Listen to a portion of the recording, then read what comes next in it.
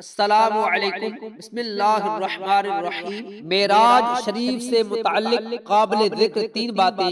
نبوت کے 12ویں سال سید المرسلین صلی اللہ تعالی علیہ وآلہ وسلم معراج سے نوازے گئے۔ البتہ مہینے کے بارے میں اختلاف ہے، مگر زیادہ مشہور یہ ہے کہ 27 رجب کو معراج ہوئی۔ مکہ مکرمہ سے حضور پر نور صلی اللہ تعالی علیہ وآلہ وسلم کا بیت المقدس تک رات کے چھوٹے سے حصے میں تشریف لے جانا نص قرآنی سے ثابت ہے۔ اس کا منکر کافر ہے، اور آسمانوں کی سیر اور منازل قرب میں پہنچنا احادیث صحیحہ معتمدہ مشہورہ سے ثابت ہے، جو حد تواتر کے قریب پہنچ گئی ہیں۔ ان کا منکر گمراہ ہے۔ معراج شریف بحالت بیداری جسم و روح دونوں کے ساتھ واقع ہوئی، یہی جمہور اہل اسلام کا عقیدہ ہے، اور اصحاب رسول صلی اللہ تعالی علیہ وآلہ وسلم کی کثیر جماعتیں اور حضور اکرم صلی اللہ تعالی علیہ وآلہ وسلم کے جلیل القدر صحابہ اکرام رضی اللہ تعالی عنہم اسی کے معتقد ہیں۔